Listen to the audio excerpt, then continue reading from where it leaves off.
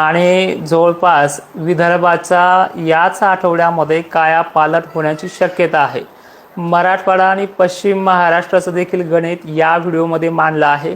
पण सर्वांना एक विनंती आहे, ज्यांना पटत आहे त्यांनीच व्हिडिओ पाहायला यायचे, अनेकांनी दुर्लक्ष करायचं ही माझी विनंती आहे। आपली परीक्षा अधिकृत नाही, डिग्रीवाले नाहीत आम्ही। आणि दुसरी महत्त्वाची गोष्ट अशी आहे की आपण ती सगळी माहिती डिस्क्रिप्शन बॉक्समध्ये दिली आहे, ठीक आहे। आज आपण पाहतोय आजच्या 22 तारखेला तर अनेक भागांमध्ये वातावरण हे बिघडलेलं आहे। पण काल वातावरणाने भोकरदन, जाफराबाद, कन्नड पट्टा, देऊळगाव राजा पट्टा, सिंदखेड राजा पट्टा घेत जिंतूरमध्ये बऱ्याच गावखेड्यांना तर मंठ्यासह अनेक गावखेड्यांना दिलासा दिलेला आहे। जवळपास 1,500 व्हिडिओ आलेत पावसाचे, काही ठिकाणी चांगले तर काही ठिकाणी बरे। आज पावसाचा कल बऱ्यापैकी 22 तारखेला सर्वांना नाही पण अनेकांना दिलासा देणार आहे। ती भाग म्हणजे लातूर जिल्ह्यातील काही परिसर आहे तर काही बीड जिल्ह्यातला परिसर आहे। त्याचबरोबर हा परिसर आजच्या तारखेला जर बघायला गेलं तर छत्रपती संभाजीनगरचा पुन्हा आज आहे। तर त्याचप्रमाणे आज लातूर, बीड, सोलापूर काही भाग, त्यानंतर जालन्यामध्ये सुद्धा दुपारनंतर किंवा संध्याकाळच्या वेळेला आज 22 ऑगस्टला तो दिलासा मिळण्याची शक्यता आहे। सर्वांना तो कसा घेईल हे देखील ह्या व्हिडिओच्या शेवटपर्यंत सांगितलेलं आहे, फक्त लक्षपूर्वक ऐका। त्यानंतर परभणी आणि नांदेड, हिंगोली, वाशिम, त्याचबरोबर भोकरदन पट्टे, कन्नड, सिल्लोड पट्टे, वैजापूर पट्टे आणि त्याचबरोबर उत्तरेकडील भागांना, विदर्भाला सुद्धा आज दिलासा मिळतोय। मराठवाडा, विदर्भ हा खास करून हे 2-4 दिवस पावसाच्या रडारवरती राहतोय। सगळ्यात जास्त जोर कुठल्या भागांना राहू शकतो त्या तालुक्याची एक्झॅक्ट माहिती म्हणजे वर्धा जिल्ह्यातील भाग आहे, दक्षिणेकडील हिंगणघाट, पूर्व विभाग, उत्तर भाग सुद्धा आहे।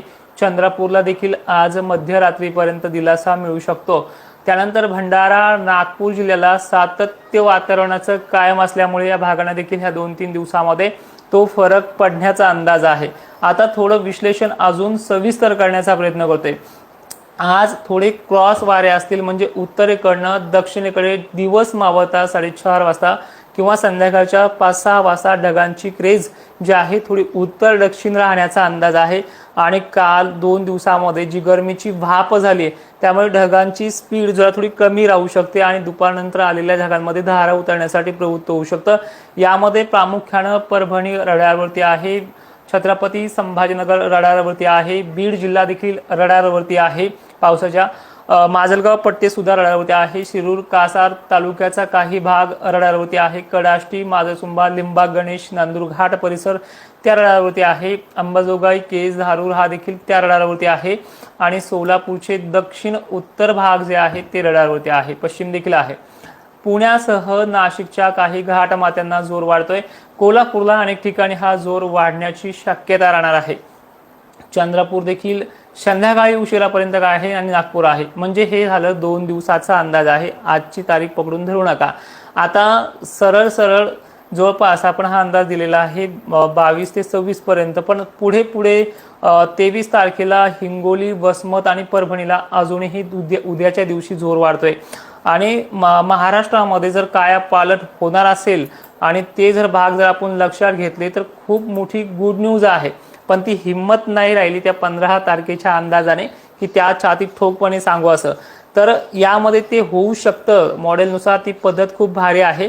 तर त्याच्यामध्ये अकोला, अमरावती, नागपूर, चंद्रपूर, गोंदिया, भंडारा, हिंगोली, परभणी, नांदेड सह जालना, छत्रपती संभाजीनगर तर धुळे, जळगावपर्यंत 27 तारीख पूर्ण होताच हे भाग पूर्ण होऊ शकतात अशी पद्धत आहे।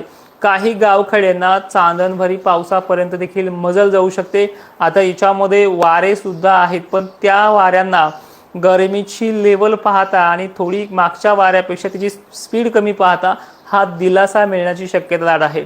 सर्वाधिक जास्त व्याप्ती म्हणजे पावसाची नाहीये, पण सर्वाधिक जास्त भाग घेण्यासाठी हा विदर्भ मात्र पावसाच्या रडारवरती अनेक जिल्ह्यांना राहू शकतो। हे ह्या 2-3 दिवसाची कंडिशन आहे। त्यानंतर 28 तारखेला सुद्धा याचा भाग थोडा बीडकडे सरकण्याची शक्यता आहे. म्हणजे अजून 5-7 दिवस वातावरण हे पावसाचं आहे, कोरडं राहणार नाहीये, पण याच्यामध्ये आभाळ आणि पावसाचा जोर देखील असणार आहे. आता खरी गंमत अशी आहे की हे जे काही 22, 23, 24, 25 आहे हे पाऊस सुरू करणार आहे. त्यानंतर थोडासा काही 1-2 दिवसाचा थोडं थांबलं तर थांबण्याची शक्यता दिसत नाहीये. पण या ऑगस्टचा शेवट जो आहे तो सर्व शेतकरी सुखावून टाकल्याशिवाय राहणार नाही, अशी मॉडेलकडूनच डिटेल्स पाहायला मिळते. मराठवाड्यामध्ये सुखाचे दिवस जे आहेत ते ह्याच आठवड्यात राहू शकते. सप्टेंबरची 1 तारीख उजळेपर्यंत महाराष्ट्र सुखवलेला दिसेल असं मॉडेलचे चित्रीकरण आहे. त्यानंतर जसा जसा काल उलटेल तसा तसा हा 29 तारखेला अमरावती नागपूर भागामध्ये पाणी वाढेल अशी पद्धत पाहायला मिळते. आणि वारे सुद्धा सप्टेंबरच्या 1ल्याच तारखेपासून कमी होऊन जातील. हे जे काही वारे आहेत ढगांना पुढे ढकलतात आणि पाऊस थांबण्याचं चित्र दिसत नाहीये. तर अशा प्रकारचे 4 ते 3 दिवसापूर्वी महाराष्ट्रामध्ये वातावरण 2 महिने कोरडं राहील असं वक्तव्य सुद्धा डिग्रीवाल्याकडनं झालं होतं. पण त्याच्यात मध्ये पावसानं काल भोकरदन जाफराबादमध्ये एंट्री केली. आज तो मराठवाड्यामध्ये एंट्री करणार आहे असं चित्र स्पष्ट मॉडेलकडनं दिसतंय. कोणत्याही क्षणी बातम्या देखील बदलू शकतात, कारण की शेवटी तो निसर्ग आहे, त्याला पूर्णपणे ठोक भूमिका घेणं देखील चुकीचं राहील. आता बोलूयात आपण आज आणि उद्या सांगितलेल्या पावसाची डिटेल्स कशी राहील. आज 22 आणि उद्याच्या 23 तारखेपर्यंत मराठवाडा विदर्भ हा बऱ्यापैकी सुरुवात होणार आहे. अनेक ठिकाणी शेतकऱ्यांना देखील सुखाचे दिवस येतीलच. आता अहिल्यानगर, नाशिक क्षेत्र, सांगली, सोलापूर, पंढरपूर, छत्रपती संभाजीनगर ते मालेगाव, नांदगाव, निफाड, येवला देवळा परिसर जो आहे इथे सुरुवात होणार आहे. म्हणजे आज संध्याकाळी म्हणा किंवा दुपारनंतर म्हणा ही सुरुवात होण्याची शक्यता आहे. सातारा जिल्ह्यात देखील अनेक ठिकाणी सुरुवात होईल. यामधनं अनेक शेतकरी त्या रखरखीत पिकांमधनं त्यांना दिलासा मिळण्याची शक्यता आहे. बऱ्याच शेतकऱ्यांना याच्यातून सुटका होऊ शकते अशी शक्यता आहे. पण एक लक्षात घ्या, ज्यांना आज किंवा उद्या किंवा परवा जरी नाही झाला तर नेमकी माझ्या अंदाजामध्ये पहिली गोष्ट ही असते, जी भावनिक साथ असते, खचून जाऊ नका आणि धीर सोडू नका. पहिली गोष्ट एक लक्षात ठेवा, हे हवामान आहे, हा निसर्ग आहे. डिग्रीवाले असू द्या किंवा कोणी असू द्या, त्यांना हे फिक्स सांगताच येत नाही की हे होणार किंवा नाही होणार. नाही जरी म्हटलं तरी वातावरण दुसऱ्याच दिवशी एंट्री घेतंय हे तुम्हाला आज कळतंय. आणि हो जरी म्हटलं तरी ते वातावरण दुसऱ्या दिवशी बाकाडी सुद्धा पडू शकतं हे देखील आहे. पण या आठवड्यामध्ये काय पालट होईल असा तो विश्वास देण्याचा पुन्हा एकदा प्रयत्न करतोय. आणि महाराष्ट्रामध्ये ह्या 2 दिवसामध्ये अनेक भागांच्या शेतकऱ्यांना त्या बखाडी स्वरूपातून बाहेर काढणारा मान्सून प्रभाव टाकत आहे. मित्रांनो, सप्टेंबर ऑक्टोबरमध्ये तेवढाही मोठा गॅप नाही जेवढा वक्तव्य केलं जात आहे. आणि विशेषतः मी पहिल्यापासून सांगत आलो, ज्यांना पटतं त्यांनी बघा नाही तर सोडून द्या. आता आजची तारीख मराठवाडा विदर्भाला पोषक आहे. पश्चिम महाराष्ट्रात काही ठिकाणी ती बऱ्यापैकी देखील दस्तक देऊ शकते.